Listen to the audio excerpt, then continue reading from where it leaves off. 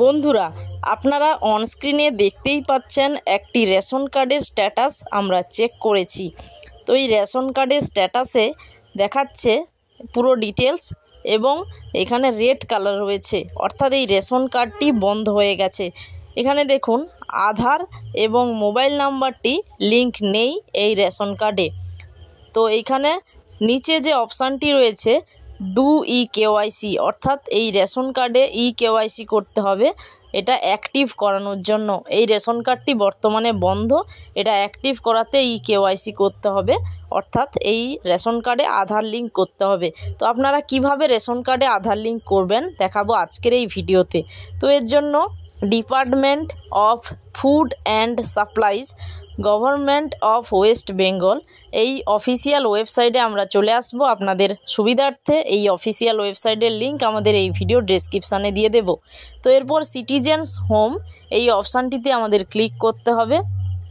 Click করার পরে ration card related corner এই যে অপশানটি রয়েছে এই অপশানে আমাদের ক্লিক করতে হবে। ক্লিক করে দিলে নিচে দেখুন দুটো অপশান রয়েছে। রেশন কার্ডের স্বসেবা বা self service of ration card, এই অপশানটিতে আমরা ক্লিক করব। ক্লিক করলে এখানে অনেকগুলি অপশান রয়েছে। তো এখানে ইকেওয়াইসি অপশান আমরা পেয়ে গেছি, অর্থাৎ link Aadhaar two activate the ration card. Ration card চালু করতে আধার লিঙ্ক করতে হবে সেই রেশন কার্ডের সঙ্গে। তো আমরা এখানে ক্লিক হেয়ার এই অপশানটিতে ক্লিক করে দেব। ক্লিক করার পরে এখানে রয়েছে যে link Aadhaar with ration card, অর্থাৎ রেশন কার্ডের সঙ্গে এখানে আধার লিঙ্ক করা যাবে। এবং নিচে রয়েছে যে ইকেওয়াইসি, তো রেশন কার্ডে আধার লিঙ্ক যাকে আমরা বলি ইকেওয়াইসি। তো যে রেশন কার্ডের আধার লিঙ্ক করব সেই রেশন কার্ডের নম্বর এখানে বসিয়ে আমরা সার্চে ক্লিক করব। সার্চে ক্লিক করলে সেই রেশন কার্ডের পুরো ডিটেলস দেখাবে। এরপরে যে আধার কার্ডের নম্বরটি আমরা লিঙ্ক করব সেই ব্যক্তির আধার নাম্বারটি এখানে বসিয়ে দেব।